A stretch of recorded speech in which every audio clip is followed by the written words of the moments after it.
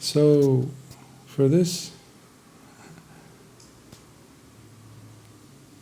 Q&A session, instead of being the one who responds, I would like to ask. Yes.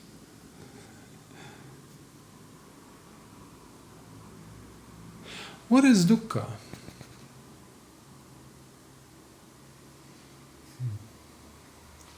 The first thing that's coming to mind at the moment is resistance, struggle, trying to create something out of the conditions that are around us, pushing into it or trying to pull it in one way or another to make it be the way that we want it to be, or for it to stop being the way that we don't want it to be. For me, not being happy.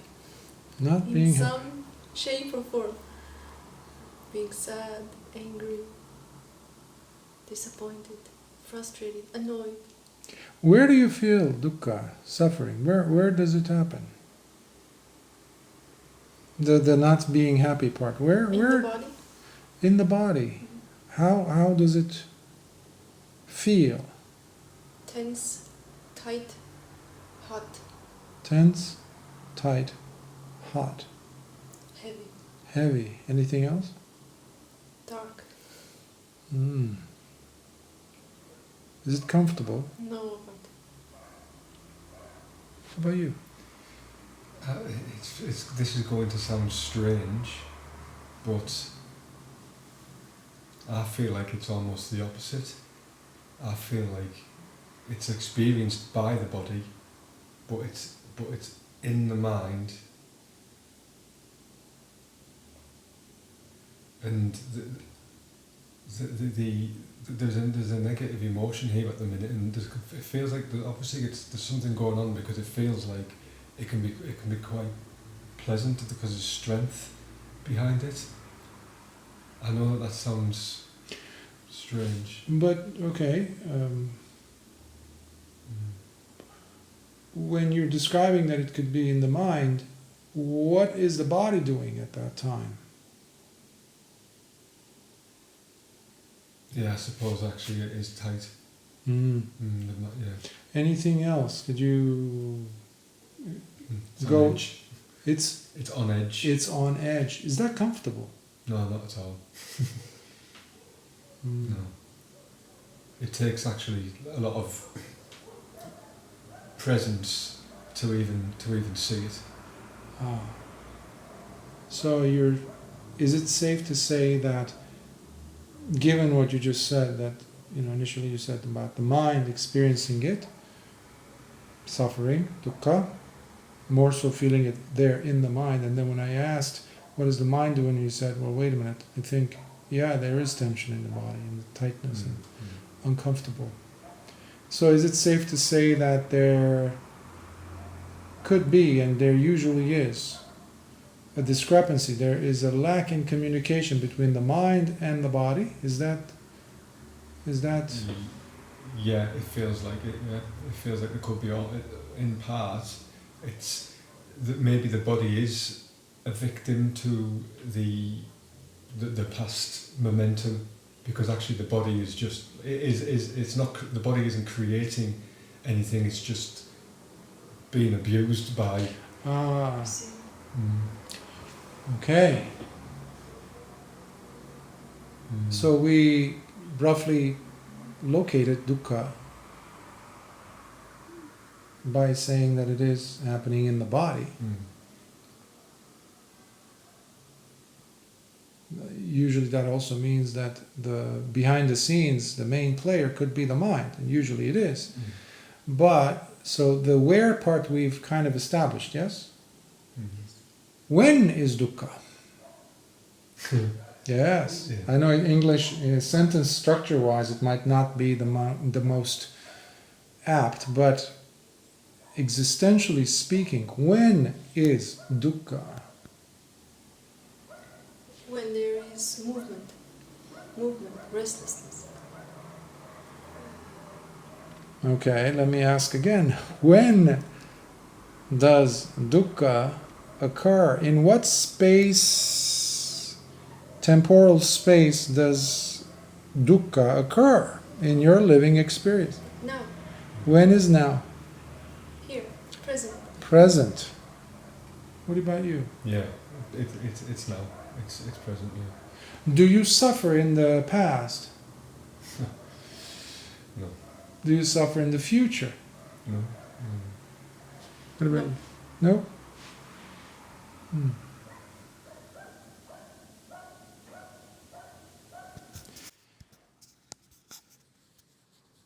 Good.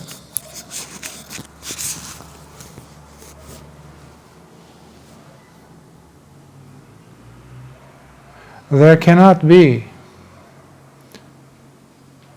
freedom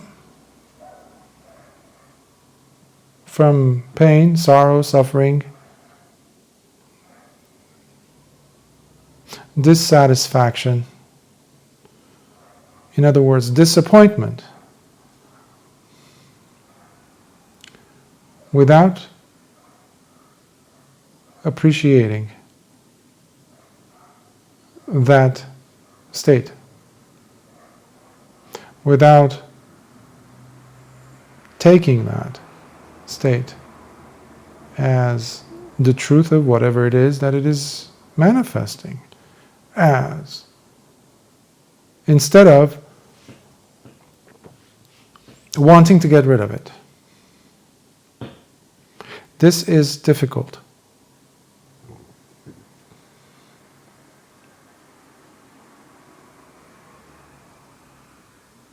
Pain, sorrow, lamentation, grief, despair, anguish, hurt,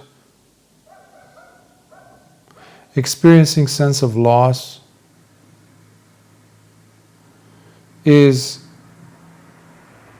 as you said, it's the body's a victim of these things. It has to undergo, because why? You are inhabiting it. You are occupying the body. So the body has no other choice but to bear the brunt of whatever the mind is attached to, whatever the mind does not want to let go of, whatever the mind is essentially clinging onto. That clinging can be wanting for things to be a certain way, as you said, as a definition for dukkha, to get rid of something, to not have something that is unpleasant that is taking place. So to have a replacement of it. And when that is not taking place, suffering or dukkha continues, perpetuated, becoming more perpetuated, carries over.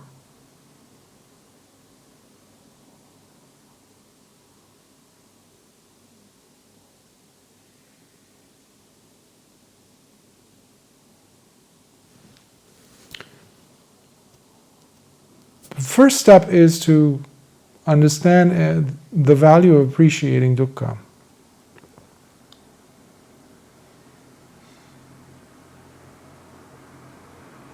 It's like, almost like actually trying to solve a mathematical problem, an equation, finding a solution. In order for you to find the solution, you need to understand the problem. If there is a knot, a ball of knot in front of you, some jumbled up, ropes, things like that, or threads, strings that you need to disentangle because they've all been knotted up. You need to understand what's going where. You can't just keep pulling and pushing and pulling and pulling and pulling and pulling. You most probably will make it worse. Similarly with the math problem. You can approach it like that. You can approach dukkha as such. So we need to appreciate it instead of running away from it by creating this new ideal called Nibbana. Most people don't understand that they are lusting after Nibbana. There is such a thing, lusting after Nibbana, lusting for Nibbana. We might not call it like that, we might not say it like that, but we definitely feel it. Meanwhile, ironically enough, passion or raga is something that we have to completely get rid of. Passion agitates the mind. So what do? We crave Nibbana. The panacea, the cure-all, the magic pill, the state of attaining that wondrous, mystical, magical state that will cure everything. That is not Buddhism. There's no such state. Of course, people talk about jhanas, people talk about different attainments, and given the lack in understanding, people will go ahead and now attach themselves to these ephemeral, these mystical states. This is not Harry Potter, this is not Disney, this is not Lord of the Rings, this is not Star Wars, this is none of those things. These are not such myths, basically, mythologically, based stories, where you start to visualize yourself taking part in such scenarios, and at the end they lived happily ever after. But unfortunately, that's where many people live as grown-ups.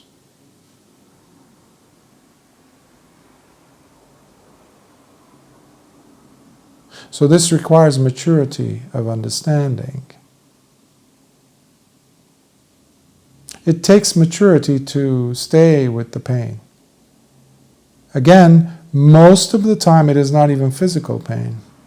Like you were saying, it is psychological, it is mental. And this is what Lord Buddha delineated when he points this out in the Anguttara Nikaya, where he says there's two kinds of diseases. There's the physical, which comes and goes, and it requires, it's dependent on outside conditions usually. And there's the second, which is the mental disease. In other words, psychological, mental, emotional pain, suffering. And that is what Buddhism, the Dhamma that Lord Buddha taught, is trying to cure you of, release you from. But you can't go to the pharmacy, to the chemist, and just pull out whatever medication that are on the shelves. Simply because, well, it's a pharmacy, yeah, I'll take it, just give me anything. You will poison yourself. First, the chemist, the pharmacist, the doctor, they need to know what is the sickness. They need to ask you questions. So first you need to get intimate with whatever it is that you're going through. And for this to happen, you need to pay attention. You need to look at your patterns. That's what I'm trying to say. But you will never be able to identify your patterns of functioning, of what makes you tick. And this is why I again and again stress the importance of being honest with yourself and not drench yourself and not saturate yourself with books on Buddhism or the Dhamma. Because that's going to cover it up. That's going to fake your sickness. There are so many people that have cancer. Cancer of ignorance, which is impossible to heal. There's no chemotherapy, there's no medication that could heal you from that, unless you start with honesty. You start looking at the sickness for what it is, looking at it straight, just seeing it for what it is. So that is the first step of appreciating dukkha. Instead of pretending that this nibbana thing is the thing that's the all and cure all that's going to come and save the day for you, heal you from your sicknesses, psychological, emotional. So what do people do? They jump from tradition to tradition until something really connects, quote unquote, with them. They feel, oh, this, I feel, drawn towards this tradition. Well, yeah, because there's this thing called past lives. It just might have been that you've had a relationship with that tradition or something similar to that. And now it speaks to you, but you never actually probed it as to why. There was no maturity on your part to really look at this. Is this really providing me with answers, with a cure? Is my headache leaving me? Or do I find myself in the same cyclone of dukkha ever so often? And then what do? I drown myself in more poetry, more this, more that, read mystical language, something spiritual, and be awed by it, be inspired by it, and come back to my cesspit of ignorance and cozy up in that stench. Pretend that I've actually improved my state until it becomes so obnoxiously unbearable that I start blowing up, exploding on other things, other people, and look for causes for my dukkha in the outside world, in the relationships I'm in. With people, I start pointing fingers here and there. I blame the system, I blame that tradition, I blame those teachers over there. Meanwhile, what am I doing? I am avoiding dukkha.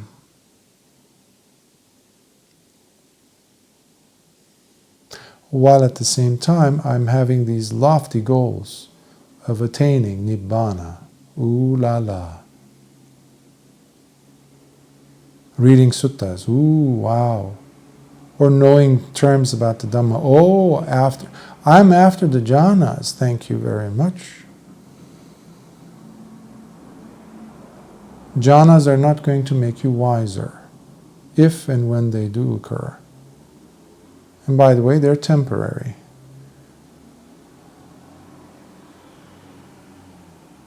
They will not give you lasting happiness. Wisdom will, and no jhana is going to give you wisdom. Hate to break it to you. Honesty will. But in order for you to get to a place of honesty, honestly looking at your situation, honestly looking at your dukkha, you must ask yourself a series of whys. W-H-Y. What is the purpose for me to go after this thing called Nibbana, this freedom? What am I freeing myself from? What is this thing called vimukti all about, this release, liberation? What am I liberating myself from? Most people, pretending to be practitioners, do not dare to ask this question. They don't want to because it's too revealing.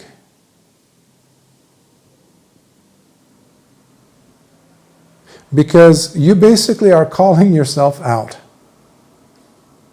whether you really are saying the truth, whether you really are willing to do the work. Otherwise, most of us are simply idealists. We're simply, it's easy to have these so-called goals, but they never actually take off. They're just ideas, they're just plans, but they're unexecutable plans. They're just lingering thoughts, afterthoughts, and forgotten thoughts in time. So each person has to ask themselves this question: why do I want to pursue the path of awakening? What is awakening? What am I expecting from this? I mean, if you're going to buy some stock in this, stock market, if you're into that kind of stuff, or if you want to place your money in a bank, in a savings account, you need to sit down and ask somebody, what is my return on this investment? Or if you want to buy this house, why this house versus some other houses somewhere else for lesser or more expensive price tag? Why this one? So obviously you're doing your homework. Okay, same thing with buying a pair of shoes. Why these, not some other type? So you get my drift. What I'm trying to say here. Yet somehow we're supposedly pursuing a path that goes and reaches to the end of this life, at least, in a very shaky, questionable manner, where we don't sit down and ask the basic why. That's why I insist that every practitioner, every meditator, before you sit to meditate, you ask yourself, why am I doing this? Why are you doing this? It's a legitimate question.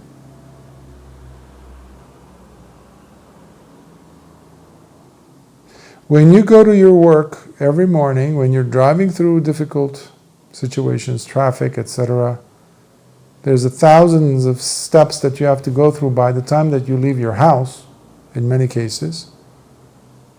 Let's say you get to your office, you get to your desk, you're sitting down. Sooner or later you do ask yourself the question, why am I doing this? Similarly with relationships. When you're putting up with your partner, with your wife, with your husband, or whatever, there comes a time where they really are pushing your buttons. Or difficulties happen in life. That's totally normal. Sooner or later people ask, why am I putting up with this? Okay. Legitimate. Why shouldn't you do that with your meditation? Why shouldn't you do that with your pursuit of the Dhamma to address suffering? So, you see now why I'm asking these questions, because they are directly related. When you find the why, you will find it being extremely relevant to your appreciation of dukkha, your dukkha. Because you're no longer pretending to be an infant. You're no longer having this childish behavior towards the responsibility that you own towards your pain. Or at the very least, to pull you out of that pain, which is not physical. Primarily it is psychological, yes. It is emotional, yes. But the body bears it. When? Now. Where in the body? How? Tightness, heat, unbearability, torture in some cases. So you see how they're all connected? This is called the Teva Dhamme, the truth of whatever's happening right here, right now, in this very life. So the Dhamma is very much beyond time. It's not reserved for the past, it's not reserved for the future, it's always in the present. And when your quest for what you consider to be Dhamma lies in the future, it is a lie. This was a play on words, by the way. It is a lie, it's a deception. Because the Dhamma cannot happen in the future. Dhamma cannot be about the past. It is always about the present. That's why it is timeless, akaliko, and it is also sanditiko. It is always visibly present, immediate, and effective. But in order for it to be effective, you need to be placing yourself in the driver's seat of your life and taking ownership and asking the right questions. So I hope this helps you to have the audacity to ask yourselves some basic questions. The questions need not to be asked from Lord Buddha. He answered plenty in the suttas. Plenty. There's 84,000 teachings in there. But we never seem to ask the right suspect of the crime that has brought you here, the crime of ignorance. We never ask the main person responsible. We're looking for cures elsewhere. And there's this thing, this foggy, this misty non-presence of a thing called Nibbana somewhere. And we're lusting after it. It sounds lofty, but it is stupid. It is futile. The way to Nibbana is through the dukkha. There's no detour. There's no shortcut. It is smack dab, as they say, straight through dukkha, which comes through understanding of the willful ignorance that one maintains in life by not being truthful, seeing things for what they are. Yatha bhutang pajanati is a quality that develops in the heart as you progress, as you're asking these right questions. Why? Why? And if it is not there, like the intensity of the urgency, the why will allow you to muster up more intensity. Because why will expose the fact that you are slothful, that you're getting drowsy, that you're not putting enough diligence. You are very much negligent of the practice.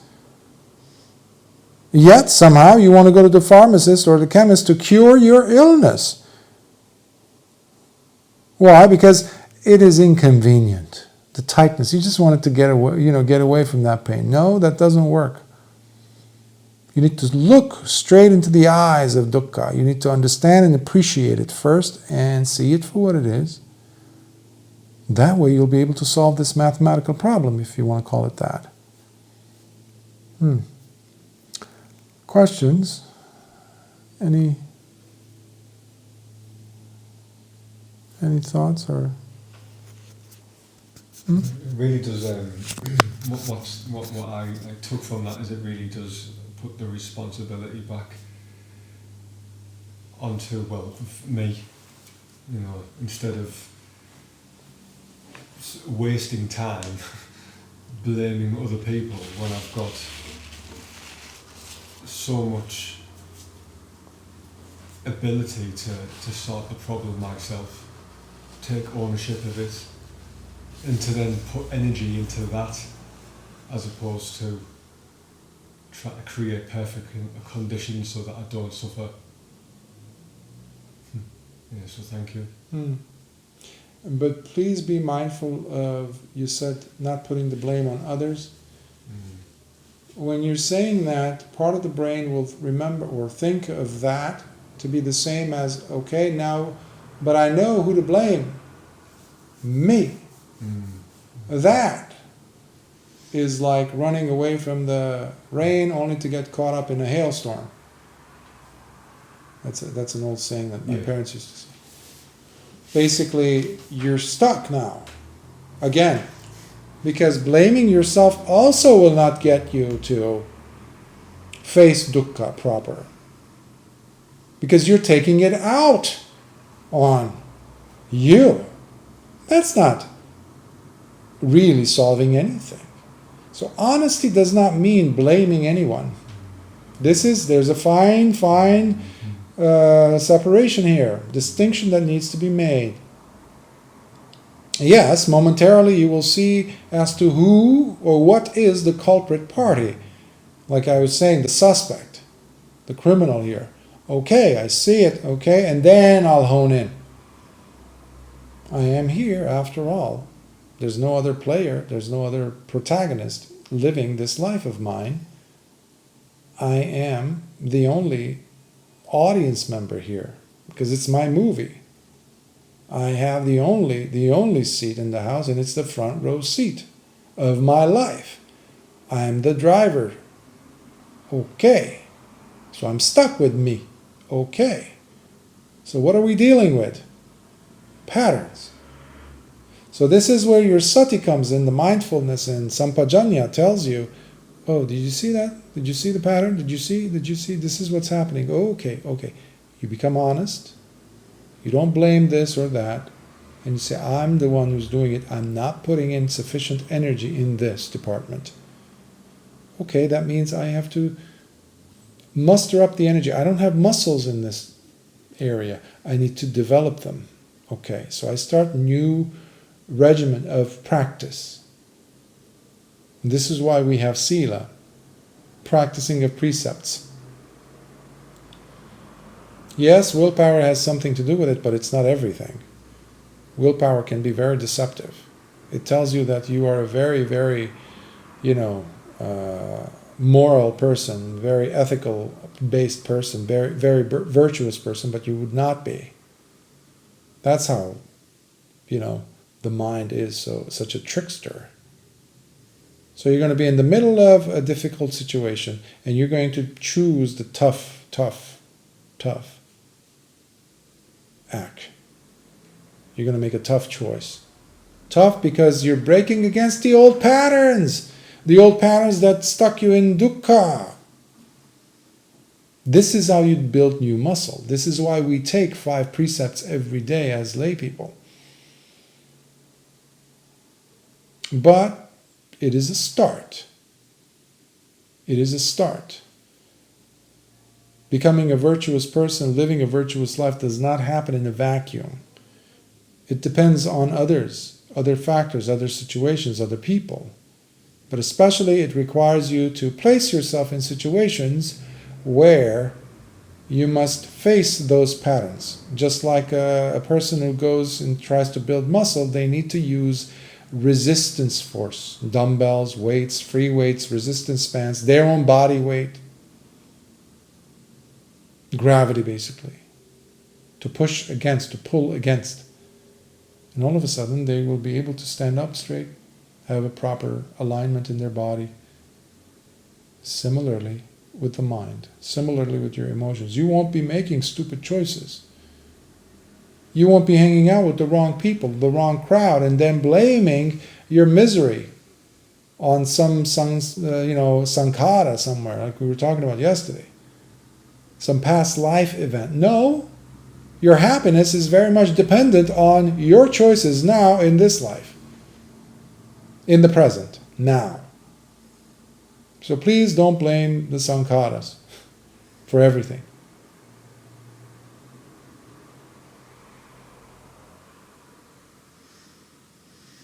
And stop lusting after Nibbana. Do us all a favor and stop.